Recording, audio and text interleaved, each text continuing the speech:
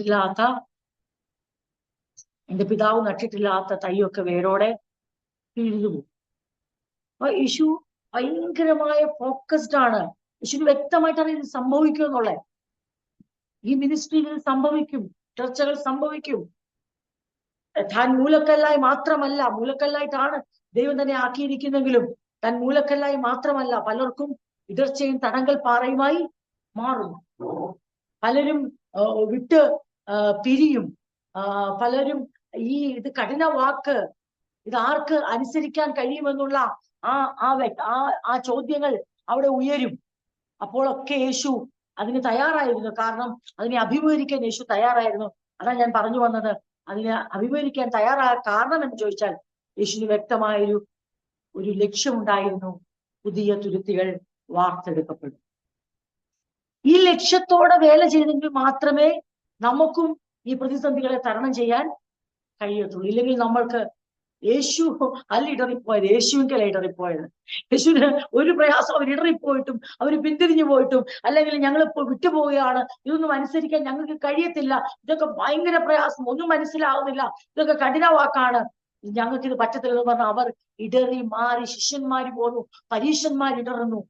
അപ്പോസ്തലന്മാരുടെ കാര്യമല്ല പറയുന്നത്. അപ്പോസ്തലന്മാർ അവർ അപ്പോൾ പറയുന്നു, മറുപടിയാണ് യേശു ചോദിച്ചു, നിങ്ങൾക്കും പോകുവാൻ മനസ്സുണ്ടോ ചോദിച്ചപ്പോൾ ഞങ്ങൾ നിന്നെ വിട്ട് എവിടെ പോകും, നിത്യജീവന്റെ മൊഴി. അപ്പൊ എന്ത് സംഭവിക്കും? അപ്പൊ അവിടെ എന്ത് തെളിഞ്ഞു?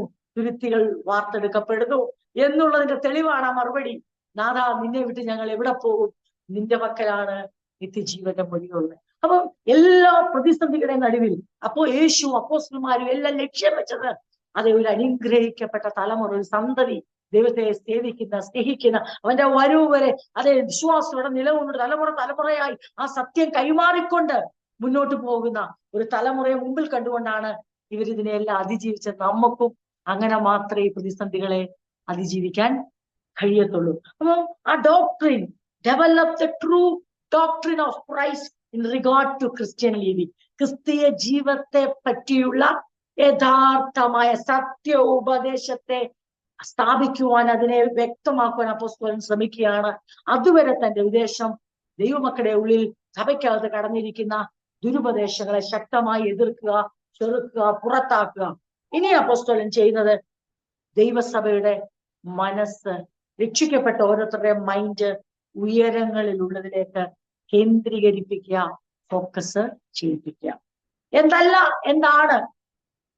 എന്താണ് ചേർക്കുക, എന്താണ് വളർച്ച, എന്താണ് സത്യോപദേശം, എന്താണ് കപടോപദേശം, എന്താണ് വിശുദ്ധി, എന്താണ് അശുദ്ധി, ഇതൊക്കെ അപ്പോസ്തലൻ മാറി മാറി പറഞ്ഞിട്ട് ആ ക്രിസ്തുവിന്റെ സുപ്രീമസിയെയും സഫിഷ്യൻസിയെയും ഔന്നിത്യത്തെയും പര്യാപ്തതയും ഉയർത്തിക്കൊണ്ട് സംസാരിച്ച് ലേഖനം എഴുതിയിട്ട് ഇപ്പോൾ എന്ത് ചെയ്യാണ്? നിങ്ങളുടെ മുന്നിൽ ഞാൻ ക്രിസ്തുവേശുവിന്റെ ഔന്നിത്യത്തെ വരച്ചു കാട്ടി, നിങ്ങളുടെ മുമ്പിൽ ഞാൻ ക്രിസ്തുവിന്റെ പര്യാപ്തതയെ വരച്ചു കാട്ടി.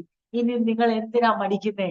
ഇത്രയും മതിയായവനായ, ഇത്രയും പര്യാപ്തമായിരിക്കുന്ന, കഴിവുള്ള, സർവശക്തനായ, ഔന്നത്യമുള്ള, അവന് മീതെ ഒന്നുമില്ല, സകലവും അവൻ മുഖാന്തരം അവനാലും അവങ്കലേക്കുമാകുന്നെങ്കിൽ പിന്നെ നിങ്ങൾ ഇനി എന്തിനാ കണ്ണു വേറൊത്തോട്ട് നോക്കുന്നേ?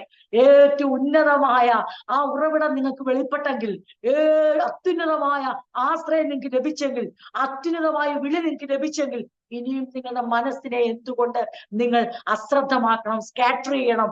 ആവശ്യമില്ല. നിങ്ങളെ വീണ്ടെടുത്ത അത്യുന്നതനായ ആ കർത്താവിലേക്ക് തന്നെ നിങ്ങളുടെ മനസ്സും കേന്ദ്രീകരിച്ചു, നിങ്ങളുടെ ചിന്തകളെയും ഫോക്കസ് ചെയ്യുക. കാരണം ആർക്കും രക്ഷിക്കാൻ കഴിയാത്ത നമ്മുടെ ആത്മാവിനെ രക്ഷിച്ച കർത്താവ്, ആർക്കും ചെയ്യുവാൻ കഴിയാത്ത ആ വൻ പ്രവൃത്തി ചെയ്ത നമ്മുടെ കർത്താവിലേക്കല്ലാതെ പിന്നെ എവിടേക്കാണ് നമ്മൾ കണ്ണുകൾ ഉയർത്തേണ്ടത്? എവിടേക്കാണ് ശ്രദ്ധ കേന്ദ്രീകരിക്കേണ്ടത്? നമ്മുടെ ലോയൽറ്റി അതാണ്, നമ്മുടെ ഇന്റഗ്രിറ്റി അതാണ്.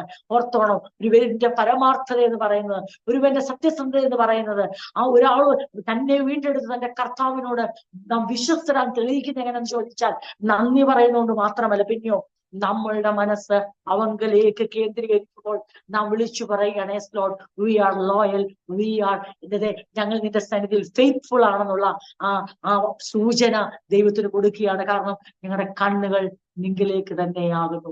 ഞങ്ങളുടെ ശ്രദ്ധ നിങ്കിലേക്കാകുന്നു, ഉയരത്തിലേക്കാകുന്നു. കാരണം ഉയരത്തിൽ നിന്ന് താണിറങ്ങി വന്നാണ് നീ ഞങ്ങളെ രക്ഷിച്ചതെങ്കിൽ ഇനിയും ഞങ്ങൾ വീണ്ടും നശ്വരമായതിലേക്കല്ല നോക്കാൻ ആഗ്രഹിക്കുന്നത്, അനശ്വരമായതിലേക്കും ശാശ്വതമായതിലേക്കും ഞങ്ങളുടെ കണ്ണുകൾ കേന്ദ്രീകരിക്കാൻ ആഗ്രഹിക്കുന്നു. ഞങ്ങളുടെ ശ്രദ്ധ, മനസ്സ് അവിടെ ഉടക്കി നിർത്തുക എന്നുള്ള ആ വലിയ ഉദ്ദേശം നമ്മളിൽ ദൈവം ആദ്യം. അതുകൊണ്ടാണ് അപ്പോസ്തലനായ പൗലോസ് കൊണ്ടുവരികയാണ്.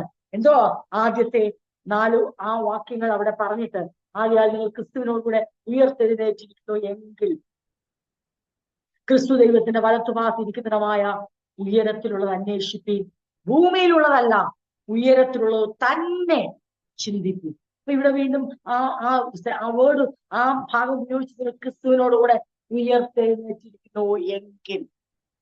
ബാപ്റ്റിസത്തിലൂടെ നമ്മൾ ക്രിസ്തുവിനോട് മരിച്ചു. എന്നിട്ട് പറയാം അതെങ്ങനെയാണെന്ന് നമ്മൾ വളരെ ഡീറ്റെയിൽ ആയി ചിന്തിച്ചു. നമുക്ക് ആ മരണം എങ്ങനെയാണ് സാധ്യമായത്? ക്രിസ്തു യേശുവിന്റെ മരണത്തോട് നമ്മൾ ഏകീഭവിച്ചപ്പോൾ നമുക്ക് ഉണ്ടായ മരണം, നമ്മൾ ഏത് മരണത്തോടാണ് ഏകീഭവിച്ചത്? എന്നിട്ട് പറയാം അങ്ങനെ മരിച്ച നിങ്ങൾ ക്രിസ്തുവിനോടുകൂടെ ഉയർത്തെഴുന്നേറ്റിരിക്കുന്നു എങ്കിൽ, നിങ്ങൾക്ക് ആ ബോധ്യമുണ്ടെങ്കിൽ, നിങ്ങൾ ക്രിസ്തുവിനോട് ഉയർത്തപ്പെട്ടിരിക്കുന്നതിനാൽ മരിച്ചടക്കപ്പെട്ട് പുതുജീവിതത്തിലേക്ക് ഒരു നവമാനവനെ ധരിച്ചുകൊണ്ട് നിങ്ങൾ ഉയർത്തെഴുന്നേറ്റിരിക്കുന്നു എങ്കിൽ നിങ്ങൾ എന്ത് ചെയ്യണം? ഉയരത്തിലുള്ളത്, ക്രിസ്തു ദൈവത്തിന്റെ വലത്തുഭാഗത്തിരിക്കുന്നതുമായ ഉയരത്തിലുള്ളത് അന്വേഷിപ്പീൻ. അവിടെയാണല്ലോ ദൈവത്തിന്റെ വലത്തുഭാഗത്തായി ക്രിസ്തു ഉപവിഷ്ടനായിരിക്കുന്നു. നിങ്ങൾ ക്രിസ്തുവിനോടുകൂടെ ഉയർത്തപ്പെട്ടിരിക്കുന്നതിനാൽ ഉയരത്തിലുള്ളത് അന്വേഷിക്കുക. കാരണം എന്താ? നിങ്ങൾക്ക് ഉയരവുമായിട്ടുള്ള ബന്ധം എന്താ? നിങ്ങൾക്ക് നേരത്തെ ഉയരത്തിലുള്ളതൊന്നും അന്വേഷിക്കാൻ കഴിയത്തില്ലായിരുന്നു. നിങ്ങൾക്ക് ഉയരങ്ങളുമായി ഒരു ബന്ധവും ഇല്ലായിരുന്നു. അവിടെ നിങ്ങളെ കൊണ്ടുപോകാൻ ആരും വാഗ്ദത്തം പറഞ്ഞിട്ടില്ലായിരുന്നു. അവിടെ നിങ്ങൾക്ക് ശിക്ഷ മാത്രമേ പ്രതീക്ഷിക്കാൻ കഴിയത്തുള്ളായിരുന്നു. അവിടെ നിങ്ങൾക്ക് വേണ്ടി ചരിച്ചു വെച്ച ദൈവ കോപമായിരുന്നു, ശിക്ഷാവിധിയായിരുന്നു. ചെയ്ത പാപത്തിന് തക്കവണ്ണമുള്ള കഠിനമായ ശിക്ഷയ്ക്ക് വിധിക്കപ്പെട്ടവരായിരുന്നു നമ്മൾ. എന്നാൽ ഇപ്പം നിങ്ങൾക്ക് നന്നായിട്ടറിയാം, നിങ്ങൾ നോക്കിയിരിക്കുന്ന അവിടുന്ന് ശിക്ഷാവിധി വരുമെന്നല്ല, പിന്നെയോ രക്ഷിപ്പാൻ കടന്നു വന്നിട്ട് രക്ഷിച്ചിട്ട് കടന്നുപോയ നിങ്ങളുടെ പ്രാണപ്രിയൻ ഇനി നിങ്ങളെ ചേർപ്പാൻ കടന്നു വരുമെന്ന് നിങ്ങളോട് വാക്കു പറഞ്ഞിട്ട് അവൻ ഏത് സ്ഥലത്ത് പോയിരിക്കുന്നോ, എവിടെ ഉപവിഷ്ടനായിരിക്കുന്നോ അവിടേക്ക് നിങ്ങളുടെ കണ്ണുകളെയും പതിപ്പിക്കുക. നിങ്ങൾക്ക് അതിനു മുന്നേ യാതൊരു യോഗ്യതയുമില്ലായിരുന്നു, ദൈവവുമായി ബന്ധമില്ലായിരുന്നു. അതെ, ദൈവത്തിൽ നിന്ന് അന്യപ്പെട്ടിരുന്നു. പാപനിമിത്തം ദൈവത്തിൽ നിന്ന് അന്യപ്പെട്ട നിങ്ങൾക്ക് പുസ്തകം പറയുക, ഇപ്പോൾ നിങ്ങളെ രക്ഷിച്ച നിങ്ങളുടെ കർത്താവ് നിങ്ങൾക്ക് വാഗ്ദാനം നൽകിയ, ദൈവസഭയ്ക്ക് വാഗ്ദത്തങ്ങളെ കൊടുത്ത, ആകാശം മാറിയാലും ഭൂമി മാറിയാലും മാറ്റമില്ലാത്ത വചനങ്ങളെ കൈമാറ്റം ചെയ്ത, അവർക്ക് ഞാൻ ഇരിക്കുന്നിടത്ത് നിങ്ങളെയും ഇരുത്തു, ശിഷ്യന്മാരോട് സംശയലേശമന്യേ അവർക്ക് അരുളപ്പാടുകളെ കുറിച്ച് അവരെ ഉറപ്പിച്ച ആ നിങ്ങളുടെ കർത്താവ് അപ്പോസ്തലന്മാർക്കറിയാം, അവർ കാണുകയാണ്. അവരെ യേശു സ്വർഗാരോഹണം ചെയ്യപ്പെടുമ്പോൾ അവർ അന്തിച്ച് വിസ്മയിച്ചു നിൽക്കുമ്പോൾ ദൂതന്മാർ കടന്നു എന്ന് പറയുകയാണ്, ഗലീല പുരുഷന്മാരെ, നിങ്ങൾ ഇനി ആകാശത്തേക്ക് വിസ്മയിച്ച് നോക്കി നിൽക്കുന്ന എന്ത്? നിങ്ങളെ വിട്ട് കടന്നുപോയ ഈ യേശു നിങ്ങളെ ചേർപ്പാൻ ഇതുപോലെ കടന്നു വരും. ദാറ്റ് മീൻസ് എന്താ പറഞ്ഞേ? ദൈവം അവരെ എങ്ങോട്ടേക്ക് കണക്ട് ചെയ്തു? ഉയരത്തിലേക്ക് കണക്ട് ചെയ്തു. കാരണം ഇനിയും നിങ്ങൾക്ക് പ്രതീക്ഷിപ്പാൻ വകയുണ്ട്, ഇനിയും നിങ്ങൾക്ക് കാത്തിരിപ്പാൻ വകയുണ്ട്, ഇനിയും നിങ്ങൾക്കൊരാൾ ഉയരത്തിലുണ്ട്, നിങ്ങൾക്ക് വേണ്ടി പക്ഷപാതം ചെയ്യുന്ന, നിങ്ങളുമായി ഉടമ്പടി ചെയ്യുന്ന, നിങ്ങളെ ചേർത്ത് പിടിച്ചിരിക്കുന്ന, നിങ്ങൾക്ക് ആ ദൈവജനത്തിന് കൊടുക്കുന്ന പ്രത്യാശ, ദൈവസഭയുടെ പ്രത്യാശ എത്ര ശ്രേഷ്ഠമാണ്! ഇത് വെറും വാക്കല്ല, ഇത് നിങ്ങൾ ഉണ്ടാക്കിയെടുത്ത ഒരു ഊഹാപോഹമായ നിങ്ങളുടെ ഒരു വ്യർത്ഥമായ പ്രതീക്ഷയല്ല, മറിച്ച് ദൈവം തന്റെ പുത്രനെ അയച്ച് നിങ്ങൾക്ക് ഉളവാക്കിയെടുത്ത വചനത്താൽ, ആ വചനം കേട്ട് നിങ്ങളിൽ ഉളവായ വിശ്വാസത്തിന്റെ അനന്തരഫലമായി ഉണ്ടായ ബന്ധമാണ്. അതിനൊരിക്കലും മാറ്റം ഉണ്ടാകത്തില്ല. നിങ്ങൾ വിശ്വസ്തയോടെ നിന്നാൽ മാത്രം മതി. നിങ്ങളെ ചേർപ്പാൻ കടന്നു വരുമെന്ന് പറഞ്ഞവൻ വരിക തന്നെ ചെയ്യും. അവൻ എവിടേക്ക് പോയിരിക്കുന്നു എന്ന് നിങ്ങൾക്ക് ബോധ്യമുണ്ടെങ്കിൽ അവിടെ നിന്ന് അവൻ മടങ്ങി വരും. അതുകൊണ്ട് പോയിരിക്കുന്ന, വലതുഭാഗത്തിരിക്കുന്ന ആ ക്രിസ്തു അവൻ വരുന്നതുവരെ, നിങ്ങളെ ചേർക്കുന്നത് വരെ നിങ്ങളുടെ ഉത്തരവാദിത്വം നിങ്ങളുടെ മനസ്സ് അവിടേക്ക് സെറ്റ് ചെയ്യുക. വെറുതെ ഒരു ബന്ധമില്ലാതെ ആർക്കും ആരെയും കാത്തിരിക്കാൻ, ഒരു ഉടമ്പടിയില്ലാതെ ആർക്കും ആരിലേക്ക് ലക്ഷ്യം വെക്കാൻ പറ്റത്തില്ല. അല്ലെങ്കിൽ അവസാനം ലജ്ജിച്ചു പോകേണ്ടി വരും. ഞാൻ എപ്പം പറഞ്ഞു? ഞാൻ കൊണ്ടുപോകാന്ന് പറഞ്ഞോ? നമുക്കറിയാലോ, വിദേശത്ത് ഒരാൾ പോയിട്ട് അവിടേക്ക് തന്റെ ഭാര്യയോ മക്കളെയോ അല്ലെങ്കിൽ മറ്റൊരാളെയോ ജോലിക്ക് കൊണ്ടുപോകാമെന്ന് ഒരാൾ വാക്ക് പറഞ്ഞ് പോയാൽ, വിവാഹം കഴിഞ്ഞ് അമേരിക്കയിലേക്ക് പോകുന്ന ഭർത്താക്കന്മാരെ പ്രതീക്ഷിച്ച് ഭാര്യമാർ ഒരു സിറ്റിസൺ ആണെങ്കിൽ 6 മാസവും, അല്ല ഗ്രീൻ കാർഡ് ഹോൾഡർ ആണെങ്കിൽ 1 വർഷവും ഒക്കെ അവര് കാലാവധി പറഞ്ഞു പോകുമ്പോൾ ഇവരുടെ മനസ്സ് പ്രത്യേകിച്ച് എല്ലാ ദിവസവും വന്ന് വീട്ടുകാർ പറയത്തില്ല, മോളെ നിന്റെ ശ്രദ്ധ മൊത്തം അമേരിക്കയിലായിരിക്കണം കേട്ടോ, അല്ലെ നിന്റെ ശ്രദ്ധ മൊത്തം നിന്നെ കൊണ്ടുപോകുമെന്ന് പറയണ്ട. കാരണം ഈ വ്യക്തിയുടെ കൊണ്ടുപോകാമെന്ന് പറഞ്ഞ് അങ്ങോട്ട് പോയ ആ വ്യക്തിയെ ഓർത്തായിരിക്കും അവരുടെ ജീവിത പങ്കാളി കാത്തിരിക്കുന്നത്. കാരണം എന്നാൽ വേറൊരാളത് കാത്തിരിക്കത്തില്ല. കാരണം അവിടെ നിന്ന് വന്ന് തന്റെ മണവാട്ടിയായി സ്വീകരിച്ച ഒരു പുരുഷൻ തന്നെ വിട്ടിട്ട് അന്യ നാട്ടിലേക്ക് പോയിട്ട് അവിടേക്ക് നിന്നെ കൊണ്ടുപോകാന്ന് പറഞ്ഞാൽ, ഞാൻ വന്നു കൊണ്ടുപോകാന്ന് പറഞ്ഞാൽ, ആ വ്യക്തിയെ സംബന്ധിച്ച് ഭാഗ്യമായ ഒരു എന്തുകൊണ്ട് ശക്തിയുടെ ആവശ്യമില്ല, സമ്മർദ്ദത്തിന്റെ ആവശ്യമില്ല കാത്തിരിക്കാൻ പറയാൻ. കാരണം ഈ വ്യക്തിക്ക് ഏക ലക്ഷ്യം എന്ന് ചോദിച്ചാൽ, ഞാനുമായി ഉടമ്പടി ചെയ്ത എന്റെ ജീവിത പങ്കാളിയുടെ അടുത്തേക്ക് എനിക്ക് പോകണം, അതിനായി ഞാൻ കാത്തിരിക്കുന്നു. എന്റെ ശ്രദ്ധ, ആ മൈൻഡ് സെറ്റ് എങ്ങനെ ചിന്തിച്ചാൽ എങ്ങോട്ടായിരിക്കും എന്നറിയാമോ? കണ്ടിട്ടില്ലാത്തൊരു സ്ഥലം കാണാൻ പോകുന്ന ചിന്തയോടെ.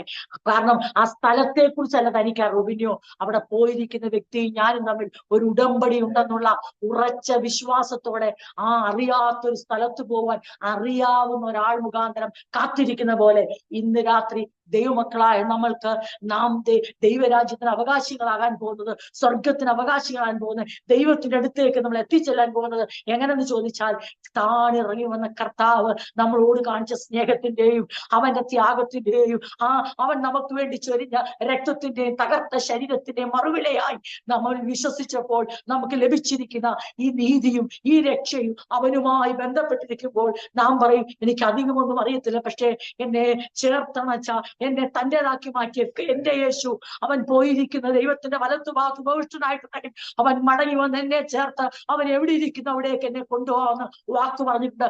അതിനെനിക്ക് ആകെ അറിയേണ്ട കാര്യം ക്രിസ്തുമായുള്ള ഉടമ്പടി പുതുക്കി ദിനം തോറും ഏകാഗ്രതയോടെ ജീവിച്ചാൽ മാത്രം. അങ്ങനെയാണ് മൈൻഡ് സെറ്റ് ചെയ്യുന്നത്. അല്ലാതെ അവിടുത്തെ കാര്യങ്ങളെല്ലാം, ഒരു ഭാര്യ തന്റെ ഭർത്താവ് വസിക്കുന്ന ഒരു രാജ്യത്തേക്ക് പോകാൻ ആ രാജ്യത്തിന്റെ ജോഗ്രഫി പഠിക്കുകയല്ല ചെയ്യുന്നത്.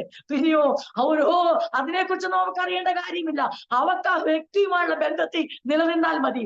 അവൾ ചെയ്യുന്നതെന്ന് ചോദിച്ചാൽ ദിനം തോറും തന്റെ ഭർത്താവുമായുള്ള ബന്ധത്തിൽ നിലനിൽക്കും, ദിനം തോറും സംസാരിക്കും, കാര്യങ്ങളെ പങ്കുവെക്കും. സ്ഥലത്തെ കുറിച്ചുള്ള അറിവല്ല അവളെ ആകാംക്ഷഭരിതയാക്കുന്ന. പിന്നെയോ തന്നെ ഉടമ്പടി ചെയ്ത തന്റെ ഭർത്താവിനോടുള്ള ഏകാഗ്രതയാണ് അത് ഏറ്റവും വലുത്. ക്രിസ്തീയ ജീവിതത്തിൽ നമ്മൾ അറിഞ്ഞിരിക്കേണ്ടത് സ്വർഗരാജ്യത്തിന്റെ ആ മഹത്വം നമ്മൾ പ്രാപിക്കാൻ പോകുന്നത്, ദൈവരാജ്യത്തിലേക്ക് നമ്മൾ പ്രവേശിക്കാൻ പോകുന്ന ആ രാജ്യത്തെ കുറിച്ചുള്ള വിശാലമായ പഠനവും അറിവിന്റെ ആഴം കൊണ്ടല്ല, പിന്നെയോ അവിടുന്ന് നമ്മളെ ചേർപ്പാൻ ഇറങ്ങി വന്ന ക്രിസ്തുവിനോടുള്ള അഗാധവും ആഴവുമായ ബന്ധത്തിന്റെ പവിത്രതയും നിർമ്മലതയും ഏകാഗ്രതയുമാണ് ആ രാജ്യത്തിലേക്ക് നമ്മളെ പ്രവേശിപ്പിക്കും. ആ രാജ്യത്തെ കുറിച്ചുള്ള അറിവല്ല നമ്മളെ അവിടെ പ്രവേശിപ്പിക്കുന്നോ, ആ രാജ്യത്തിലേക്ക് നമ്മളെ കൊണ്ടുപോകാൻ ദൈവം അയച്ച, നമുക്കും ദൈവത്തിനിടയിൽ വെച്ചിരിക്കുന്ന മധ്യസ്ഥനായ ക്രിസ്തുയേശുമായുള്ള നമ്മുടെ ഉടയാത്ത, തകരാത്ത, മാലിന്യപ്പെടാത്ത ആ ബന്ധമാണ് ഈ സ്വർഗീയവാസത്തിന്റെ ആധാരം. അതുകൊണ്ട് ഇന്ന് രാത്രി നമ്മൾ ദൈവങ്ങളെ ചിന്തിക്കുമ്പോൾ നമ്മൾ ചിന്തിക്കണം, എനിക്ക് പറ്റുന്നില്ലേ? ഒരു ഭാര്യ പറയുകയാണ്, എനിക്ക് കൊണ്ട് പറ്റുന്നേ ഇല്ല, എനിക്ക് അങ്ങ് ശ്രദ്ധ കേന്ദ്രീകരിക്കുക. That means she is in wrong direction. തന്നെ ഇട്ടിട്ട് പോയ ഞാൻ എളുപ്പം നിന്നെ കൂട്ടിക്കൊണ്ടുപോകാന്ന് പറയുന്ന തന്റെ ജീവിത പങ്കാളിയിലേക്ക് ശ്രദ്ധ കേന്ദ്രീകരിക്കാൻ കഴിയുന്നില്ല, മനസ്സങ്ങോട്ട് പറ്റുന്നില്ല. അറിയാം ഉടമ്പടിയൊക്കെ ഉണ്ട്, പക്ഷെ എനിക്ക് പറ്റുന്നില്ലെന്ന് പറഞ്ഞാൽ അതിന്റെ അർത്ഥം ആരോട് ഹൃദയത്തെ കവർന്നിട്ടുണ്ട്. അല്ലെങ്കിൽ ആരും നിർബന്ധിക്കേണ്ട കാര്യമില്ല, സ്വാഭാവികമായും ഹൃദയം തുടിക്കും. ഇന്ന് രാത്രി ദൈവവചനം കേൾക്കുമ്പോൾ നമുക്കൊരു ഭാഗ്യ സമ്മർദ്ദം ആവശ്യമാണോ? നമുക്ക് കർത്താവിനായി കാത്തിരിക്കാൻ, അവനെ സ്നേഹിപ്പാൻ, അവന്റെ വരവ് നോക്കി പാർപ്പാൻ നമ്മുടെ ഹൃദയം അതിനായി തുടിക്കുന്നില്ലേ? മറ്റെന്തൊക്കെയോ ജീവിതത്തിൽ പ്രശ്നങ്ങൾ വന്നാലും, പ്രതിസന്ധികൾ വന്നാൽ മാത്രമേ, അടയാളങ്ങൾ കണ്ടാൽ മാത്രമേ, യുദ്ധങ്ങൾ നടന്നാൽ മാത്രമേ, ക്ഷാമം ഉണ്ടായാൽ മാത്രമേ നമ്മൾ കാത്തിരിക്കാൻ പ്രേരിതരാകുന്നെങ്കിൽ അതിന്റെ അർത്ഥം നമ്മൾ ലോയൽ അല്ല, നമ്മൾക്ക് ഇന്റഗ്രിറ്റി ഇല്ല, നമ്മൾ ഫെയ്ത്ത്ഫുൾ അല്ല. എന്നാൽ ബാഹ്യമായ സമ്മർദ്ദങ്ങളൊന്നുമില്ലാതെ തന്നെ ഒരടയാളങ്ങളും കാണണ്ട. ഇത് അടയാളം കൊണ്ട് ഇത് ഉടമ്പടിയുടെ ബന്ധമാണ്. ഇതൊരു പുതിയ നിയമമാണ്. ഉടമ്പടി ചെയ്ത എന്റെ മണവാളന് വേണ്ടി കാത്തിരിക്കുവാൻ എന്റെ അകം തുടിക്കുന്നു. അതെ, കുറുപ്രാവ് കുറുകി ഞരങ്ങുന്ന പോലെ ഇണക്കായ ഒരു ഞരക്കം എന്റെ അകത്തുണ്ട്. ഒരു ഗ്രോണിങ് എന്റെ അകത്തുണ്ട്. ഈ ലോകത്തെ കുറിച്ചുള്ള പരാതികളല്ല, കിട്ടാത്ത കാര്യങ്ങളെ കുറിച്ചുള്ള പരാതികളല്ല, ഇനി കിട്ടുമോ എന്നുള്ള ആശങ്കകളുമല്ല, മറിച്ച് അവൻ ചേർപ്പാൻ വേഗം വരുമെന്നുള്ള ഒരു വലിയ ആ ഞെരുക്കമല്ല, ഞരക്കം, ആ ഗ്രോണിങ് നമ്മുടെ അകത്തുണ്ടെങ്കിൽ ഓർത്തോണം, നമ്മുടെ ഏകാഗ്രതയ്ക്ക് ഭംഗം വന്നിട്ടില്ല. ഒരു പ്രാവ് കുറുകുന്ന പോലെ, അതിനാണ് ഞരക്കം എന്ന് പറയുന്നത്. ഞാൻ ഈ വാക്ക് ഞാൻ നേരത്തെയും ചില ഭാഗങ്ങളിൽ ഞാൻ ഉപയോഗിച്ചിട്ടുണ്ട്. ഇന്നത്തെ ദൈവങ്ങൾക്കെല്ലാം ഞെരുക്കമുള്ള, ഞരക്കമില്ല. മെജോറിറ്റി എടുത്ത് നോക്കിയോ, അവർക്കെല്ലാം ഞെരുക്കത്തെ കുറിച്ചാണ് പറയാനുള്ളത്. ഞെരുക്കം, ദൈവം വിശാലത വരുത്തും. ഞെരുക്കം വിശാലത. പക്ഷേ പുതിയ നിയമവിശ്വാസത്തിൽ ഞെരുക്കവും വിശാലതയോ എന്നല്ല ഇവിടെ വിഷയം. പിന്നെയോ ഞരക്കമാണ്, ഒരു ഗ്രോണിംഗ് ആണ്, അകത്തൊരു കുറുകലാണ്. ആ ദിവസം വരും, ഒരു ദിവസം സംഭവിക്കും. എന്റെ പാപങ്ങൾ മോചിക്കപ്പെട്ട് എന്നെ രക്ഷിച്ച് എന്നെ ദൈവത്തിലാക്കി തീർത്ത, അവന്റെ മണവാട്ടി സഭയിൽ അംഗമാക്കി തീർത്ത, എന്റെ ജീവിതത്തിൽ ആ തേജസ്സിന് പങ്കാളിത്തം വഹിക്കുന്ന, അവൻ ഇരിക്കുന്നിടത്ത് എന്നെ ഇരുത്തുന്ന, അവന്റെ തേജസ്സിന് എനിക്കും പങ്കാളിത്തം ലഭിക്കുന്ന ആ സുദിനം ആസന്നമാകുമെന്നുള്ള ആ അകത്തെ കുറുകലിനാണ്, ആ അകത്തെ തിടുക്കത്തിനാണ് ഈ ഞരക്കം എന്ന് പറയുന്നത്. That means waiting for something and someone. This is not my final destiny. This is not my permanent place. ഞാൻ ഇപ്പോൾ ആയിരിക്കുന്നത് എന്റെ ശാശ്വതമായ സ്ഥലമല്ല എന്നറിയുമ്പോൾ പറന്നു പോകേണ്ടതുണ്ട്, ഇവിടുന്ന് പോകേണ്ടതുണ്ട്. എന്നാൽ ഇവിടുന്ന് പോകേണ്ടതുണ്ട്, എത്തിക്കുന്ന ഒരുവനുണ്ട്, ചേർക്കുന്ന ഒരുവനുണ്ടെന്നുള്ള നമ്മുടെ അകത്തെ അങ്ങനെ അസംതൃപ്തിയല്ല, ഇല്ലായ്മയെ കുറിച്ചുള്ള അസംതൃപ്തിയല്ല. പിന്നെയോ എനിക്കൊരിടത്തേക്ക് പോകുവാനുണ്ട്, ഒരാൾ എനിക്ക് വേണ്ടി വരുവാനുണ്ട്, ഞാൻ എന്തോ വലുതിനായി കാത്തിരിക്കുന്നു, ഒരു വലിയവന് വേണ്ടി കാത്തിരിക്കുന്നു എന്നുള്ള നമ്മുടെ ഉള്ളിലത്തെ ആ തിടുക്കവും ആ കുറുകലിനാണ് ഞരക്കം എന്ന് പറയുന്നത്, ഗ്രോണിങ് എന്ന് പറയുന്നത്. അത് റോമാലേഖനത്തിൽ വ്യക്തമായി പറയുന്നുണ്ട്. പ്രകൃതി പോലും ഒരു മാറ്റത്തിനായി ഞരങ്ങുന്നു. പ്രകൃതി പോലും ഒരു സമ്പൂർണ്ണ വിടുതലിനായി.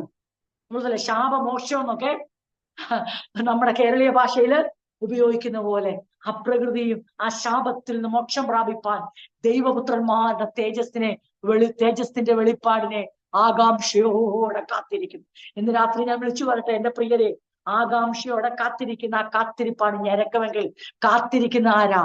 തങ്ങളുടെ ഗോൾ, തങ്ങളുടെ ലക്ഷ്യം സെറ്റ് ചെയ്യാത്ത ഒരാൾക്കും, ഞാൻ പറഞ്ഞല്ലോ, ദൂരേക്ക് പോയിരിക്കുന്നു, ആളെ കാണാൻ കഴിയുന്നില്ല, ആളെ കാണാൻ പറ്റുന്നില്ല, പക്ഷെ ആളുമായുള്ള ആ കവനന്റ് വളരെ ദൃഢമാണ്.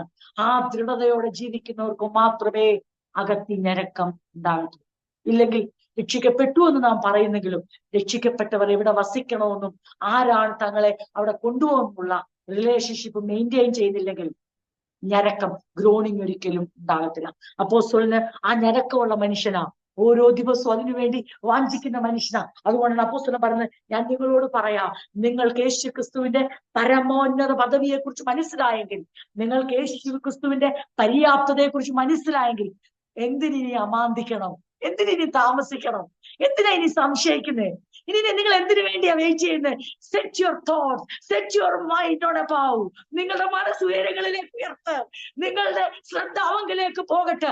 അവിടെ അതെ എന്താ പറയട്ടെ, സ്വർണ്ണ തെരുവീതിയാണെന്നോ അവിടെ 12 രക്തങ്ങളാൽ അലങ്കൃതമാണെന്നുള്ളതല്ല നിങ്ങളുടെ മനസ്സ് സെറ്റ് ചെയ്യേണ്ടത്. പിന്നെയോ രക്തങ്ങളെയോ അല്ലെ സ്വർണ്ണ തെരുവീതിയോ അല്ല നിങ്ങളുടെ മനസ്സ് കേന്ദ്രീകരിക്കട്ടെ. പിന്നെയോ നിങ്ങൾക്ക് വേണ്ടി എല്ലാം നിവർത്തിയാക്കി നിങ്ങളെ ചേർപ്പാൻ മടങ്ങി വരാമെന്ന് പറഞ്ഞവൻ എവിടെ ഇരിക്കുന്നോ ആ വ്യക്തിയിലേക്ക്, ആ പേഴ്സണിലേക്ക് നിങ്ങളുടെ മനസ്സുയർത്തിക്ക്.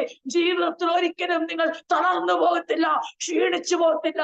നിങ്ങളുടെ മനസ്സിൽ വസ്തുവകകളോ ഭൂമിയിലെ അതെ നല്ല വീട് കിട്ടിയില്ല, സ്വർഗത്തിലെ വീട് കൊണ്ടത് മാനേജ് ചെയ്യാമെന്നോ, ഭൂമിയിൽ കുഞ്ഞുങ്ങളെ ഇതുവരെ കിട്ടിയില്ല, സ്വർഗത്തിലെ ആദരവ് കൊണ്ടത് മാനേജ് ചെയ്യാമെന്നോ, ഭൂമിയിൽ കിട്ടാത്ത പലതും കോംപ്രമൈസ് ചെയ്യാൻ വേണ്ടി സ്വർഗം കാത്തിരിക്കുന്ന ഒരാൾക്ക് ആ സന്തോഷം ഉണ്ടാകത്തില്ല. മറിച്ച് ഭൂമിയിൽ കിട്ടുന്നതോ കിട്ടാത്തോ അല്ല, സ്വർഗത്തിന് എന്ത് പ്രതിഫലമുണ്ടെന്നുള്ളതല്ല. പിന്നെയോ ഞാൻ ഉടമ്പടി ചെയ്ത എന്റെ പ്രാണപ്രിയൻ, എന്റെ ആത്മമണവാളനുമായിട്ടുള്ള എന്റെ ശാശ്വതമായ ജീവിതത്തിന് മഹത്വം ഓർക്കുമ്പോൾ, വെളിപ്പെടാനുള്ള തേജസ് ഓർക്കുമ്പോൾ ഈ കഷ്ടങ്ങൾ സാരമില്ലെന്ന് ഞാൻ എണ്ണുന്നു. എനിക്കിവിടെ കിട്ടാത്തൊക്കെ അവിടെ കിട്ടി. നാലുപേരുടെ മുമ്പിൽ ഞെളിഞ്ഞ് ആദരിക്കപ്പെടാമെന്നുള്ള വ്യാമോഹമല്ല നമ്മുടേത്.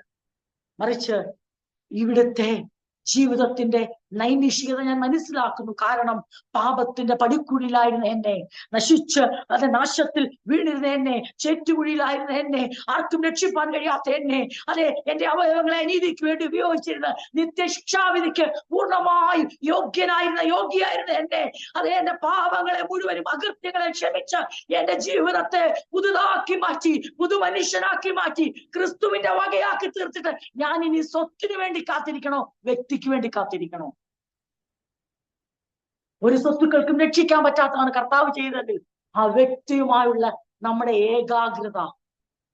അതുകൊണ്ട് പാടാറില്ലേ, നീതിയോടെ നടന്ന് നേർപ്പറഞ്ഞു മഞ്ഞിൽ പാതിവൃത്യമുള്ള മണവാട്ടി മാത്രമേ അവിടെ പ്രവേശിക്കത്തുള്ളൂ. ഈ നീതിയോടെ നടന്ന് പാതിവൃത്യമുള്ള മണവാട്ടി, ഭർത്താവിനോട് വിശ്വസ്തതയുള്ള ഭാര്യ, പാതിവൃത്യമുള്ള ആ മണവാട്ടിയായി ജീവിക്കാനാണ് ഈ ഉപദേശങ്ങൾ മുഴുവനും നമ്മളെ സജ്ജരാക്കുന്നത്. നമ്മളെ അറിവ് തന്ന്, നമ്മളെ റിസർച്ച് എടുപ്പിച്ച്, നമ്മളെ ഡീപ് സ്റ്റഡിയിലേക്ക് കൊണ്ടുപോയി വരാൻ പോകുന്ന ഞാൻ പറയുന്ന പ്രിയ ദൈവമക്കളെ, അനുഭവിക്കാൻ പോകുന്ന കാര്യങ്ങളെ കുറിച്ച് അധികം ആഴമായി അറിയേണ്ട കാര്യമില്ല. അത് കിട്ടുമെന്നുള്ള ഉറപ്പ് മതി, അല്ലേ? അതിന്റെ ആഴം ഉയരും നമുക്ക് കണക്കെടുക്കണം, അത് നമ്മൾ അനുഭവിക്കാൻ പോകുന്ന. പക്ഷെ നമുക്ക് ഉറപ്പാക്കേണ്ടത് അവിടെ എത്തിച്ചേർന്ന് അവനോടൊപ്പം ആയിരിക്കാൻ കഴിയുന്ന ഒരു ജീവിതം നയിക്കുക എന്നുള്ളതാണ്. Set your mind on above. ഇതിന് ഏറ്റവും നമ്മുടെ ജീവിതത്തിന് അത് വലിയൊരു ജയമാണ്. ഒരു വലിയ ജയമാണ് ഉയരങ്ങളിലേക്ക് ശ്രദ്ധ കേന്ദ്രീകരിക്കുന്നത്. കാരണം മനസ്സ് എവിടെ ഇരിക്കുന്നോ, നമ്മുടെ മനസ്സ് എവിടാണോ അവിടെയാണ് നമ്മുടെ എല്ലാ കാര്യം, അല്ലേ? നിക്ഷേപം എവിടെയുണ്ടോ അവിടെ നമ്മുടെ ഹൃദയവും ഇരിക്കും. നമ്മുടെ ഹൃദയത്തെ, നമ്മുടെ മനസ്സിനെ കേന്ദ്രീകരിപ്പിക്കുക അപ്പോസ്തലന്റെ വലിയ ഉദ്ദേശമാണ്. നിങ്ങൾ മരിച്ചപ്പോ ആദ്യം പറഞ്ഞു, നിങ്ങൾ ക്രിസ്തുവിനോടുകൂടെ ഉയർത്തെഴുന്നേറ്റിരിക്കുന്നു എങ്കിൽ ക്രിസ്തു ദൈവത്തിന്റെ വലത്തുഭാഗത്ത് ഇരിക്കുന്നിടമായ ഉയരത്തിലുള്ളത് അന്വേഷിപ്പീൻ. എന്നിട്ട് പറയുന്നു, ഭൂമിയിലുള്ളതല്ല ഉയരത്തിലുള്ളത് അന്വേഷിച്ചു. അപ്പൊ നമ്മളപ്പോ ഒരു ചോദ്യം, ഇവരെ ഞങ്ങളുടെ ഭൂമിയിലുള്ളൊക്കെ ആര് ചിന്തിക്കും? അതും കർത്താവ് വ്യക്തമായി പഠിപ്പിച്ചില്ലേ? മുന്നമേ നിങ്ങൾ എന്റെ രാജ്യവും നീതി അന്വേഷിച്ചു, അതുകൊണ്ട് നിങ്ങൾക്ക് ആവശ്യമായതൊക്കെ ഞാൻ തരും. അതായത് അർത്ഥം നമ്മൾക്ക് ഇങ്ങനെ പറയാം, നമ്മൾ ഭൂമിയിലുള്ളതിനെ കുറിച്ച് ചിന്തിക്കുമ്പോഴല്ല നമ്മുടെ ആവശ്യങ്ങൾ സാധിക്കുന്നത്. നമ്മൾ ഉയരത്തിലുള്ളത് ചിന്തിക്കുമ്പോഴാണ് ദൈവം നമ്മുടെ ആവശ്യങ്ങളെ നമ്മള് ആൻഷ്യസ് ആകാതെ, ഉത്കണ്ഠപ്പെടാതെ നമുക്ക് വേണ്ടത് സമയാസമയങ്ങളിൽ. കാരണം എന്തുവാ? നമ്മുടെ കർത്താവിൽ നമ്മൾ എന്ത് കണ്ടെത്തിയിരിക്കുന്നു? സഫിഷ്യൻസി കണ്ടെത്തിയിരിക്കുന്നു. നമ്മൾ അവനിൽ പര്യാപ്തത കണ്ടെത്തിക്കൊണ്ട് നമ്മൾ അവനിലേക്ക് ശ്രദ്ധ വെക്കുമ്പോൾ കർത്താവിന്റെ നിങ്ങൾ ഭൂമിയിലുള്ളതല്ല ചിന്തിക്കേണ്ടേ, ഉയരത്തിലുള്ളതാ. പിന്നെ നമ്മൾ ചോദിക്കും, പിന്നെ ഞങ്ങളുടെ ഭൂമിയിലുള്ള കാര്യം ഞങ്ങളല്ലാതെ. കർത്താവ് പറയും, നിങ്ങൾക്ക് എന്നെ വിശ്വാസമില്ലേ? നിങ്ങൾ ചിന്തിക്കുന്നുണ്ടോ? നിങ്ങൾ വിചാരപ്പെട്ടതുകൊണ്ട് കൂട്ടാനോ കുറയ്ക്കാനോ വെളുപ്പിപ്പാനോ നിങ്ങൾക്ക് നന്നായിട്ട് അറിയാം. You are helpless. പിന്നെ നിങ്ങൾക്ക് എന്നെ വിശ്വസിച്ചാൽ നിങ്ങൾക്ക് എന്തുകൊണ്ട് എന്നിലേക്ക് ശ്രദ്ധ വെച്ചുകൂടാ? കാരണം നിങ്ങളുടെ ഭൂമിയിലുള്ള കാര്യങ്ങളെ കുറിച്ച് നിങ്ങൾ വിചാരപ്പെട്ടിട്ട് നിങ്ങൾ എന്തൊക്കെ ആക്കി കൂട്ടി? ചിന്തിച്ചുകൊണ്ട് ഇതുവരെ നേടിയവര് പറ. ഞാനിങ്ങനെ ചിന്തിച്ചാലോചിച്ച് നേടിയത് ഇതൊക്കെ പറയാൻ ധൈര്യമുള്ളവരാരും ആരുമില്ല.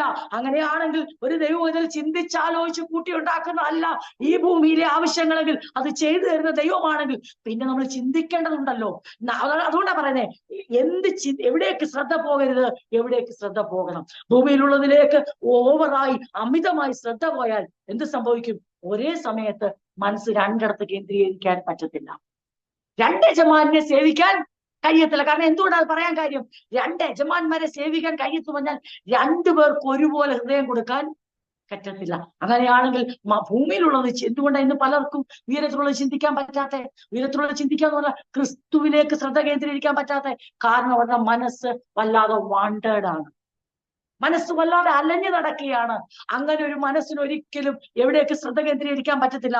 കർത്താവിലേക്ക് ശ്രദ്ധ കേന്ദ്രീകരിക്കുക. അതുകൊണ്ട് ഇവിടെ പറയുകയാണ്, ഭൂമിയിലുള്ളതല്ല ഉയരത്തിലുള്ളത് തന്നെ ചിന്തിപ്പിൻ. നിങ്ങൾ മരിച്ച്, ആദ്യം പറഞ്ഞു നിങ്ങൾ ഉയർത്തെഴുന്നേറ്റെന്ന് പറഞ്ഞു. വീണ്ടും ഇതിനാ മരിച്ചതിനെ കുറിച്ച് പറയുന്നത്? നിങ്ങൾ മരിച്ച് നിങ്ങളുടെ ജീവൻ ക്രിസ്തുവിനോടുകൂടെ ദൈവത്തിൽ മറഞ്ഞിരിക്കുന്നു. നമ്മുടെ ജീവനായ ക്രിസ്തു വെളിപ്പെടുമ്പോൾ നിങ്ങളും അവനോടുകൂടെ തേജസ്സിൽ വെളിപ്പെടും. നമ്മൾ ഉയർത്തെഴുന്നേറ്റു, നമുക്കൊരു പുതുജീവിതത്തിലേക്ക് നമ്മൾ ഉയർത്തെഴുന്നേറ്റു എന്ന് പറഞ്ഞിട്ട് നമ്മുടെ ലക്ഷ്യത്തെ ഓർപ്പിക്കുകയും നമ്മൾ മരിച്ചിട്ടാണ് ഉയർത്തെഴുന്നേറ്റത്. അത് ഞാൻ പറഞ്ഞ സ്ഥാനത്തിൽ നടക്കുന്ന ആ ആത്മീക ദൈവപ്രവൃത്തിയാണ് ഇവിടെ സൂചിപ്പിക്കുന്നത്. എന്നിട്ട് പറയുകയാണ്, നിങ്ങൾ മരിച്ചിട്ട് നിങ്ങളുടെ ജീവൻ ക്രിസ്തുവിനോട് ദൈവത്തിൽ മറഞ്ഞിരിക്കുന്നു. നിങ്ങളുടെ ജീവനായ ക്രിസ്തു പ്രത്യക്ഷനാകുമ്പോൾ അവിടുത്തോടൊപ്പം നിങ്ങളും തേജസ്സിൽ പ്രത്യക്ഷരാകും. അതിന്റെ അർത്ഥം എന്ന് ചോദിച്ചാൽ, നിങ്ങൾക്ക് വെളിപ്പെടാനുള്ള ഒരു ജീവിതമുണ്ട്. നിങ്ങൾക്ക് ഇപ്പോൾ രണ്ട് ജീവിതത്തെ കുറിച്ചാണ് ഇവിടെ പറയുന്നത്. ഇനിയും അടുത്ത ഭാഗങ്ങൾ ചിന്തിക്കുന്നതും അവിടെ തന്നെയാണ്. ഞാൻ പറഞ്ഞല്ലോ, അപ്പോസ്തലനായ പൗലോസ് എന്താണ് true doctrine of Christ in regard to ക്രിസ്തീയ ജീവിതത്തെ പറ്റിയുള്ള സത്യമായ ഉപദേശത്തെ പ്രസ്താവിക്കാൻ പോവുകയാണ്. അതെല്ലാ ലേഖനങ്ങളും നിങ്ങൾ ശ്രദ്ധിച്ചോണം. ആദ്യം അതേ രക്ഷയുടെ സന്ദേശത്തിന്റെ ആഴങ്ങളെ വ്യക്തമാക്കിക്കൊണ്ട് എല്ലാ ലേഖനത്തിന്റെയും രണ്ടാം ഭാഗം എന്ന് ചോദിച്ചാൽ എത്തിക്കലായുള്ള മോറൽ, ക്രിസ്തു അധിഷ്ഠിതമായ, ക്രിസ്തു കേന്ദ്രീകൃതമായ ധാർമ്മികമായ ജീവിതം, നീതിയെ പ്രദർശിപ്പിക്കുന്ന, ദൈവത്തിന് നാമത്തിന് മഹത്വം കൊടുക്കുന്ന, ലോകത്തിൽ ദൈവത്തിന്റെ വെളിച്ചമായി ജീവിക്കുന്ന ജീവിതശൈലിയെ എല്ലാ ലേഖനങ്ങളുടെ രണ്ടാം ഭാഗം അതാണ്. ഒന്നാം ഭാഗം എങ്ങനെയാണ് നമ്മൾ ദൈവത്തിന്റെ മക്കളായി തീർന്നത്, എങ്ങനെയാണ് നമ്മൾ വീണ്ടെടുക്കപ്പെട്ടത്, എന്താണ് ദൈവം നമ്മുടെ ജീവിതത്തിൽ പുത്രനിലൂടെ ചെയ്തത്, അതിനകത്തെ അടങ്ങിയിരിക്കുന്ന ആ ദൈവശാസ്ത്രം എന്താണ്, അതിനകത്ത് നമ്മുടെ കോൺട്രിബ്യൂഷൻ എന്താണ്, ദൈവം എന്താണ് ചെയ്തതെന്നുള്ള വേർതിരിച്ച് പഠിപ്പിച്ചിട്ട് എല്ലാ ലേഖനങ്ങളുടെയും മധ്യഭാഗം അല്ലെങ്കിൽ ആദ്യ പകുതി അതാണെങ്കിൽ രണ്ടാം പകുതി എന്തെന്ന് ചോദിച്ചാൽ ഈ ദൈവമക്കളെ എങ്ങനെയാണ് ക്രിസ്തുവിനെ അധിഷ്ഠിതമായ ക്രിസ്ത്യൻ സ്റ്റാൻഡേർഡിൽ ജീവിക്കേണ്ടത് എന്നുള്ള ജീവിത ശൈലിയാണ്. നിങ്ങൾ ഏത് ലേഖനം നമ്മൾ ഇതുവരെ പഠിച്ച് ചിന്തിച്ചോ, അത് രണ്ടാം ഭാഗം അങ്ങനെയായി. അത് ഇവിടെയും ആരംഭിക്കുന്നു. രണ്ടാം പകുതിയിലേക്ക് വരുമ്പോൾ കൊലോസ്യ ലേഖനം 3-ാം അധ്യായം എത്തുമ്പോൾ ഇതാ സെക്കൻഡ് ഹാഫ് വരുമ്പോൾ കൃത്യമായും ദൈവമക്കളുടെ എത്തിക്കൽ രീതിയിലേക്ക് വിരൽ ചൂണ്ടുകയാണ്. അതിനെക്കൊണ്ട് അതെന്തിനു വേണ്ടിയാ? ഇതുവരെ വിശ്വാസ ജീവിതത്തിൽ അവരെ ഉറപ്പിക്കുന്ന ആത്മീയ സന്ദേശങ്ങൾ കൊടുത്തു. ഇനി അവരെ വെളിപ്പെട്ട ജീവിതവും വെളിപ്പെടാനുള്ള ജീവിതവും തമ്മിൽ നിങ്ങൾ മനസ്സിലാക്കും. ഒന്ന്, നിങ്ങളുടെ ജീവിതം നിങ്ങൾ മരിച്ച് വിട്ടുകളഞ്ഞ ജീവിതത്തിലേക്ക് ഇനി നിങ്ങൾ തിരിയരുത്. ഇനി നിങ്ങൾ എവിടേക്ക് ശ്രദ്ധ കേന്ദ്രീകരിച്ചിരിക്കുന്നോ, നിങ്ങൾ ഏത് വ്യക്തിയിലേക്ക് കണ്ണുടക്കി വെച്ചിരിക്കുന്നോ, ഹൃദയം കോർത്തിണക്കി വെച്ചിരിക്കുന്നോ, മനസ്സിണങ്ങി ചേർന്നിരിക്കുന്നോ, ആ വ്യക്തിയുടെ കയ്യിൽ നിക്ഷിപ്തമാണ് നിങ്ങളുടെ ഭാവി ജീവിതം. ദൈവമക്കളെ, നമ്മുടെ ഗ്ലോറി ദൈവം ഒരു മനുഷ്യന്റെയും കയ്യിൽ ഏൽപ്പിച്ചിട്ടില്ല. നമ്മുടെ മാനം ഇവിടെ ആരെങ്കിലും രണ്ട് വാക്ക് പറയുമ്പോൾ നമ്മളെ ഉയർത്തുമ്പോൾ നമ്മുടെ മാനം ഒട്ടും വർദ്ധിക്കുന്നുമില്ല. ദൈവം നമ്മളെ കാത്തിരിപ്പിക്കുകയോ ഇല്ലായ്മയോടെ നടത്തുകയോ ചെയ്തിട്ട് അത് കണ്ട് അഭിപ്രായം പ്രകടിപ്പിക്കുന്നവരുടെ വാക്കനുസരിച്ച് നമ്മുടെ തല കുനിയേണ്ട കാര്യമില്ല. കാരണം നമ്മുടെ നിന്ദയും മാനവും മനുഷ്യന്റെ കയ്യിൽ ഭരമേൽപ്പിച്ചിട്ടില്ല. അത് മുഴുവനും അധിഷ്ഠിതമായിരിക്കുന്നത് കർത്താവിന്റെ കരത്തിലാണ്. അതുകൊണ്ട് നിങ്ങൾ എന്ത് ചെയ്യണം? Set your mind on above, because അവിടെ നിന്നാണ് നിങ്ങൾക്ക് വരാൻ പോകുന്ന തേജസ്സിന്റെ പങ്കാളിത്തം വഹിക്കുന്ന വെളിപ്പെടാനുള്ള ജീവിതത്തിന്റെ ഉറവിടം ക്രിസ്തുവാണ്. ആ ഉറവിടത്തിൽ നിങ്ങളുടെ ശ്രദ്ധ ഒരിക്കലും മാറാൻ പാടില്ല. അതിനാണ് ഇവിടെ പറയുന്നത്. ഇവിടെ പറഞ്ഞ വാക്ക് എന്താണ്? നിങ്ങൾ മരിച്ച് നിങ്ങളുടെ ജീവൻ ക്രിസ്തുവിനോടുകൂടെ ദൈവത്തിൽ മറഞ്ഞിരിക്കുന്നു. നിങ്ങൾ മരിച്ചിട്ട്, എന്താ അതിന്റെ അർത്ഥം? നിങ്ങൾ മരിച്ചിട്ടെന്ന് പറഞ്ഞാൽ നിങ്ങൾ മരണത്തിന് നിങ്ങളെ ഏൽപ്പിച്ചു കൊടുക്കാൻ വേണ്ടിയാണ് സ്നാനത്തിലേക്ക് ഇറങ്ങിയത്. ഞാൻ പഴയ മനുഷ്യനെ ഇവിടെ ക്രൂശിക്കുന്നു, പുതു മനുഷ്യനായി ജീവിപ്പാൻ ആഗ്രഹിക്കുന്നു, ക്രിസ്തുവിനോട് ചേരുന്നു, ക്രിസ്തുവിനോടൊപ്പം ഞാൻ അടക്കപ്പെടുന്നു എന്ന് പറഞ്ഞുകൊണ്ട് നിങ്ങൾ മരിച്ചില്ലേ? നിങ്ങൾ മരിച്ചിട്ട് നിങ്ങളുടെ ജീവൻ ക്രിസ്തുവിനോട് കൂടെ ദൈവത്തിൽ മറഞ്ഞിരിക്കുന്നു. കാരണം എന്നു ചോദിച്ചാൽ, നമ്മളെ സംബന്ധിച്ച് ഇങ്ങനെ ഞാൻ പറയാം, നിങ്ങൾ മരിച്ചിട്ട് നിങ്ങളുടെ ജീവൻ ക്രിസ്തുവിനോടുകൂടെ ദൈവത്തിൽ മറഞ്ഞിരിക്കുന്നു. എന്താണ് അവിടെ ഉദ്ദേശിക്കുന്നത്? ക്രിസ്തു ഉയർത്തെഴുന്നേറ്റു വന്ന ആ തേജസ്കരിക്കപ്പെട്ട ഗ്ലോറിഫൈഡ് ആയിട്ടുള്ള ശരീരത്തോടു കൂടിയ ആ ജീവിതം നിങ്ങൾക്ക് ഇതുവരെ വെളിപ്പെട്ടിട്ടില്ല. അത് റിസർവ്ഡ് ആ എന്താണ്? Taking part in God Christ glory. ഇവിടെ പറയുന്നതുണ്ടല്ലോ, നിങ്ങളും തേജസ്സിൽ പ്രത്യക്ഷരാവെന്ന് പറഞ്ഞതിന്റെ അർത്ഥം എന്നറിയോ? ക്രിസ്തു നീ അനുഭവിക്കുന്ന ക്രിസ്തുവിന് ദൈവം കൊടുത്ത അതേ മഹത്വത്തിന്റെ ആ തേജസ്സിൽ നിങ്ങളും പങ്കാളികളാവും. അങ്ങനെ ഒരു ലൈഫ് വെളിപ്പെടാനുണ്ട്. നമുക്കതെല്ലാം നന്നായിട്ട് അറിയാം. ഞാൻ പറയട്ടെ, നിങ്ങൾ മരിച്ചു. അപ്പൊ ഒരു കാര്യം ഓർക്കണം, 2 കാര്യങ്ങൾ ഉറപ്പുവരുത്തണം. ഒന്ന്, നമ്മൾ മരിച്ചോ. 2, നമ്മൾ ക്രിസ്തുവിനോട് ഉയർക്കപ്പെട്ടോ. ക്രിസ്തുവിനോട് മരിച്ചെങ്കിൽ മാത്രമേ ക്രിസ്തുവിനോട് ഉയർത്തപ്പെട്ടത് നമുക്ക് പറയാൻ കഴിയത്തുള്ളൂ. ഒരു കർമ്മം മാത്രമാണോ നമ്മൾ ചെയ്തത്, അതോ വാസ്തവമായും ക്രിസ്തുവിനോട് നമ്മൾ മരിച്ചെങ്കിൽ പറയുകയാണ്, നിങ്ങൾ മരിച്ചിട്ട് നിങ്ങളുടെ ജീവൻ ക്രിസ്തുവിനോട് കൂടെ ദൈവത്തിൽ മറഞ്ഞിരിക്കുന്നു. നിങ്ങളുടെ ജീവനായ ക്രിസ്തു പ്രത്യക്ഷനാകുമ്പോൾ അവിടുത്തോടൊപ്പം നിങ്ങളും തേജസ്സിൽ പ്രത്യക്ഷരാകും. അപ്പൊ വെളിപ്പെടാനുള്ള ജീവിതത്തിന്റെ മഹത്വം മനസ്സിലാകണമെങ്കിൽ ആ ജീവിതം വാഗ്ദാനം ചെയ്തവനിലേക്ക് നമ്മുടെ മനസ്സുടക്കി നിൽക്കാത്തടത്തോളം കാലം നമുക്ക് ആ ജീവിതത്തിന് വേണ്ടി കാത്തിരിക്കാൻ കഴിയത്തില്ല. ഗ്ലോറിഫൈഡ് ബോഡിയായി ക്രൈസ്റ്റ് വെളിപ്പെട്ട പോലെ അതേ ഗ്ലോറിഫിക്കേഷനിലേക്ക് നാമും പങ്കാളികളാകും എന്നുള്ള പ്രത്യാശയിൽ നമ്മളെ നടത്താൻ വേണ്ടിയാണ് പറയുന്നത്. Set your mind on above. അവിടെ നിന്ന് ഉയരത്തിൽ ഞാൻ മുഖം ഉയർത്തുമ്പോൾ, കണ്ണുയർത്തുമ്പോൾ, ഹൃദയം കേന്ദ്രീകരിക്കുമ്പോൾ ഇനി എന്റെ ജീവിതത്തിൽ ലോ സ്റ്റാൻഡേർഡിൽ ഒന്നും കാണത്തില്ല. എല്ലാ ഹയർ സ്റ്റാൻഡേർഡിൽ, എല്ലാ ആർക്കും വർണ്ണിക്കാൻ കഴിയാത്ത എല്ലാ മഹത്തരമായ ഭൗതിക നന്മ കൊണ്ട് ദൈവം എന്നെ നിറയ്ക്കും. വചനം പറയുന്നുണ്ടല്ലോ, ക്രിസ്തുവിലേക്ക് ശ്രദ്ധ കേന്ദ്രീകരിക്കുക, ഉയരത്തിലുള്ള അന്വേഷിക്കുക. അങ്ങനെ അന്വേഷിക്കുമ്പോൾ ഭൂമിയിലെ സ്റ്റാൻഡേർഡ് മാറ്റാൻ വേണ്ടിയല്ല. ഏതർത്ഥത്തിൽ? ഭൗതിക നന്മകളുടെ വിഷയത്തിൽ. ഭൂമിയിലെ സ്റ്റാൻഡേർഡ് മാറ്റാൻ വേണ്ടി തന്നെയാ. ഏത് സ്റ്റാൻഡേർഡ് എന്നറിയോ? ക്യാരക്ടറിന്റെ സ്റ്റാൻഡേർഡ്. നമ്മളുടെ സ്വഭാവത്തിന്റെ നിലവാരം മാറ്റാൻ തന്നെ ഉദ്ദേശിച്ചാണ് അപ്പോസ്തലൻ ഇത് പറയുന്നത്. 2 കാര്യം: വെളിപ്പെടാനുള്ള ഗ്ലോറിഫൈഡ് ആയിട്ടുള്ള ഗ്ലോറിഫിക്കേഷന്റെ ആ വാഗ്ദാനത്തിന്റെ നിവർത്തി സംഭവിക്കാൻ പോവാൻ റിസർവ് ചെയ്യപ്പെട്ട, നിയമിക്കപ്പെട്ട, പൂർണ്ണമായി നിയോഗിക്കപ്പെട്ട തന്റെ ജനത്തിന്റെ ഭൗമികമായ ജീവിത രീതിക്ക് മാറ്റം വരിക എന്നുള്ള ഉദ്ദേശത്തോടാണ് ഇതുകൊണ്ട് അങ്ങോട്ട് വെക്കുന്നത്. പക്ഷെ ഈ വചനത്തെ എങ്ങനെ വളച്ചൊടിച്ചെന്നറിയാമോ? ക്രിസ്തുവിലേക്ക് ഉയരത്തുള്ളത് അന്വേഷിക്കുന്ന പറയുമ്പോൾ ഇനിയും നമ്മൾ ഇങ്ങനെ ജീവിക്കേണ്ടതല്ല, ഇനി നമുക്കൊന്നിനും മുട്ടുണ്ടാകത്തില്ല, ഇനി നമ്മൾ എവിടെയും തല താഴ്ത്തത്തില്ല, ആരും നമ്മളെ ഒന്നും പറയത്തില്ല, നമ്മൾ എവിടെ എന്ന് പറയുന്ന ഒരു അതായത് എന്ത് സംഭവിച്ചു? നമ്മളുടെ ജീവിതത്തിന്റെ ക്യാരക്ടറിലേക്ക് വിരൽ ചൂണ്ടാതെ നമ്മുടെ മോഹങ്ങളിലേക്ക് ഈ വചനത്തെ കണക്ട് ചെയ്തു. അവസാനം എന്ത് സംഭവിച്ചു? മോഹങ്ങളും നടക്കത്തില്ല, ക്യാരക്ടറും ഡെവലപ്പാകും. പക്ഷെ തിരിച്ച് ചിന്തിച്ചേ, ക്യാരക്ടർ ഡെവലപ്പ് ആകാൻ ക്രിസ്ത്യൻ സ്റ്റാൻഡേർഡിലേക്കുള്ള ആ ലിവിങ്ങിലേക്ക് നമ്മൾ ജീവിതത്തെ ക്രമീകരിച്ചാൽ എന്ത് സംഭവിക്കും? നമുക്ക് മോഹങ്ങളുടെ ആവശ്യമില്ല. കാരണം നമ്മൾ മോഹിച്ചിട്ടല്ല കർത്താവ് തരുന്നത്, നമുക്ക് ആവശ്യമുള്ളതാ തരുന്നത്.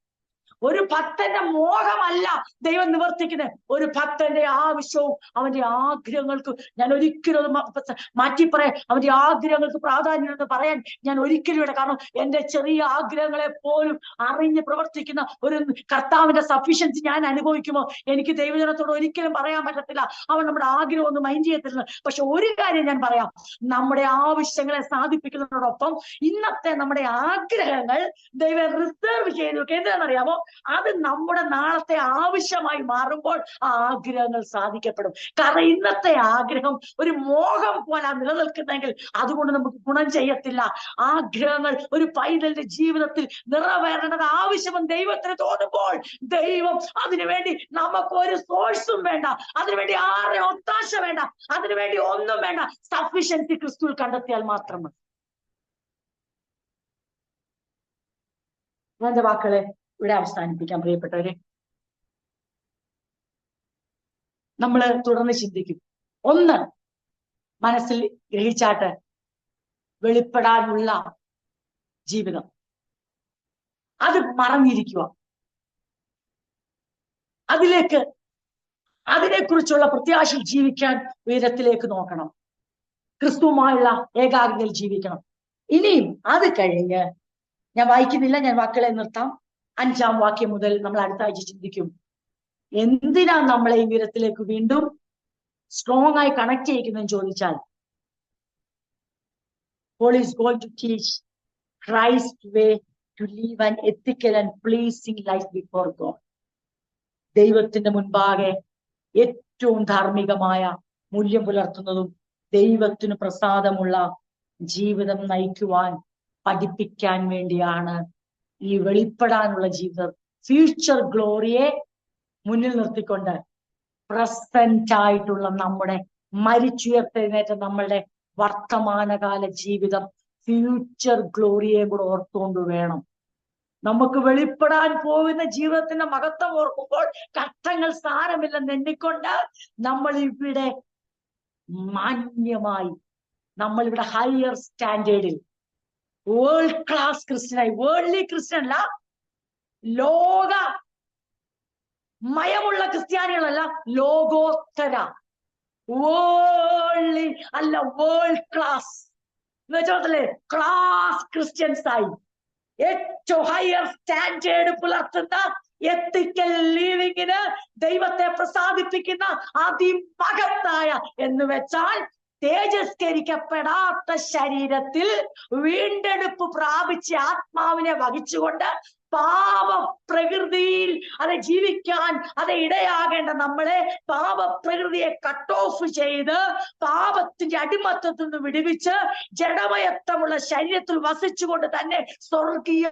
മഹത്വത്തിനൊത്തവണ്ണം ജീവിപ്പിക്കുക എന്ന ഉദ്ദേശമാണ് അപ്പോസ്തലൻ ഇവിടെ സ്ഥാപിക്കാൻ പോകുന്നത്. ജഡമയത്വമുള്ള ശരീരത്തിൽ വസിച്ചുകൊണ്ട് തന്നെ നമ്മൾ എന്തിലേക്കാണ് കൊളുത്തി കിടക്കുന്ന കണക്ഷൻ എവിടെയാണ്? ഇത് മാറും, ഞങ്ങൾക്ക് ഗ്ലോറിഫിക്കേഷൻ ഉണ്ടാകും. അങ്ങനെ ഗ്ലോറിഫൈഡ് ബോഡിക്ക് യേശു പങ്കാളി ആയതുപോലെ അതേ കാര്യത്തിന് ഞങ്ങളും ആ തേജസ്സിന് പങ്കാളിത്തം വഹിക്കേണ്ട ഫ്യൂച്ചർ ഗ്ലോറി, ഭാവി മഹത്വം വെളിപ്പെടുന്നത് മനസ്സിൽ ധ്യാനിച്ചുകൊണ്ട് ഉയരത്തിലേക്ക് ശ്രദ്ധ കേന്ദ്രീകരിച്ചുകൊണ്ട് യേശു അതുകൊണ്ടാണ് യേശുവിനെ കുറിച്ച് പറയുന്നത്, എബ്രായലേഖനം നമ്മളെ കുറിച്ച് പറയുമ്പോൾ വിശ്വാസ നായകനും പൂർത്തി വരുന്നതുമായി യേശുവിനെ നോക്കുക. എന്ത് നോക്കണം? എത്ര ഭവൻ അവിടെ വെച്ചിട്ടുണ്ട്, ഏതൊക്കെ തരം വൈഡൂര്യം, രത്നം, വജ്രം, ഇതാണോ നോക്കാൻ പറഞ്ഞേ? അല്ല. അവിടെ എന്തൊക്കെ കിരീടം കിട്ടും, ഇതാണോ നോക്കാൻ പറഞ്ഞേ? അതല്ല നോക്കാൻ പറഞ്ഞേ. യേശുവിനെ നോക്കാൻ പറഞ്ഞിട്ട് പറഞ്ഞത് അവനെ നോയിക്കേ, അവൻ എങ്ങനെയായി ഓട്ടം തികയ്ക്കും നോയിക്കേ. അവൻ ക്രൂശിനെ സഹിക്കുന്നു, അപമാനങ്ങളെ അലക്ഷ്യമാക്കുന്നു, മുമ്പിൽ വെച്ചിരിക്കുന്ന സന്തോഷം ഓർക്കുന്നു. എന്താ സന്തോഷം? പിതാവിന്റെ വലത്തുഭാഗത്ത് മഹിമയിൽ ഉപവിഷ്ടനാകുന്ന ആ സന്തോഷം ഓർത്തുകൊണ്ട് പുത്രൻ സകലത്തെയും അതിജീവിച്ചു. എങ്ങനെയാണ് ക്രിസ്തുവിന് ഹയർ സ്റ്റാൻഡേർഡ് ഓഫ് ലിവിംഗ് മനുഷ്യനായി ഇരുന്നുകൊണ്ട് ഭൂമിയിൽ ഉണ്ടായത്? ബിക്കോസ് യേശുവിന്റെ ഏറ്റവും വലിയ പ്രത്യേകതയായിരുന്നു പിതാവുമായുള്ള കൂട്ടായ്മയ്ക്ക് ഒരു ഭംഗവും വരുത്തിയില്ല. യേശുവിന്റെ ഏറ്റവും വലിയ പ്രത്യേകതയായിരുന്നു always Jesus was connected to the father and heaven. യേശുവിന്റെ ഏറ്റവും വലിയ പ്രത്യേകതയായിരുന്നു ആരുടെയും അപമാന വാക്കുകൾ കേട്ടിട്ട് അതിനെ മുമ്പിൽ വെച്ചിട്ട് അതിനെ പിമ്പിൽ വെച്ചു. ഇന്ന് രാത്രി പ്രാർത്ഥിക്കാനായി കണ്ണുകളെ അടയ്ക്കുമ്പോഴും തലകളെ കുനിക്കുമ്പോഴും ഹൃദയത്തെ ഒരുക്കുമ്പോഴും നമുക്കൊരു ചോദ്യം ചോദിക്കാം. മനുഷ്യർ പറയുന്ന അപമാന വാക്കുകൾ എന്റെ മുൻപിലാണോ പിൻപിലാണോ? എന്റെ മുൻപിൽ നിൽക്കണമെന്ന് ദൈവം ആഗ്രഹിക്കുന്ന എന്റെ മുൻപിലുണ്ടോ, അതോ അതെന്റെ പിൻപിലുമായി പോയി? ചിലർ പറഞ്ഞ വേദനിപ്പിക്കുന്ന വാക്കുകൾ, ചില അതെ വേദനിപ്പിക്കുന്ന സംഭവങ്ങൾ, ജീവിതത്തിൽ ഉണ്ടായ തിരിച്ചടികൾ, അതാണോ ഞാൻ ഹൃദയത്തിൽ ഇതേ സെറ്റ് ചെയ്തിരിക്കുന്നത്? എന്റെ ശ്രദ്ധ എവിടാണോ, അതോ എന്റെ ശ്രദ്ധ ഉയരത്തിലേക്കാണോ? അപമാനങ്ങളെ ഇപ്പോഴും ഞാൻ ലക്ഷ്യമാക്കുകയാണോ അലക്ഷ്യമാക്കുകയാണോ? ഇപ്പോഴും എന്റെ ലക്ഷ്യം മുഴുവനും അപമാനം പറയുന്ന വാക്കുകളെ കുറിച്ചാണോ, അതോ വിശ്വാസ നായകനും പൂർത്തി വരുത്തലുമായ യേശു അപമാനങ്ങളെ അലക്ഷ്യമാക്കിയിട്ട് ക്രൂശിനെ സഹിച്ചു? നാം ക്രൂശിനെ സഹിക്കുന്നവരാണോ? അതായത് നമുക്ക് മുൻപോട്ട് വെച്ചിരിക്കുന്ന ഓട്ടത്തിൽ ദൈവം അനുവദിച്ച പങ്കപ്പാടുകളെ സഹിപ്പാൻ നാം തയ്യാറാണോ? അതോ എനിക്കിതൊന്നും സഹിക്കാൻ വയ്യ എന്ന് പറഞ്ഞു ഇതൊക്കെ പിശാചിന്റെ പോരാട്ടമാണ്, സാത്താന്റെ ബന്ധനമാണെന്ന് പറയുന്ന ഇന്നത്തെ നവതലമുറയുടെ അതേ ദുരുപദേശങ്ങൾക്ക് നാം ചെവി കൊടുക്കുകയാണോ? ദൈവം അനുവദിച്ചതാ, ഈ കഷ്ടങ്ങളിലൂടെ കടന്നുപോയേ പറ്റൂ, ഇത് ദൈവത്തിന്റെ പരമാധികാരത്തിലുള്ളതാ, ഈ ദൈവത്തിന്റെ സഫിഷ്യൻസിക്കകത്ത് ഇതും അനുവദിച്ചതാ, കാരണം എന്നെ ശക്തനാക്കുന്നതിന് മുഖാന്തരം എനിക്ക് ഇതിലൂടെ കടന്നു പോകാൻ കഴിയും. ഞാൻ ബലഹീനായിരിക്കുമ്പോൾ തന്നെ ഞാൻ ശക്തനാകുന്നു. അവന്റെ കൃപ എനിക്ക് മതി, അവന്റെ ശക്തി കൊണ്ട് എനിക്ക് ബലഹീനതയെ അതിജീവിക്കാൻ കഴിയും. Because I trust in the sufficiency of Christ, I trust in the sovereignty, in the preeminence of Christ. ഞാൻ അവന്റെ പരമാധികാരത്തിലും അത്യുന്നത പദവിയിലും വിശ്വസിക്കുന്നു, അവന്റെ പര്യാപ്തയിൽ വിശ്വസിക്കുന്നു. ഞാൻ തയ്യാറല്ല വേറെ ആരിലും, വേറൊന്നിലും.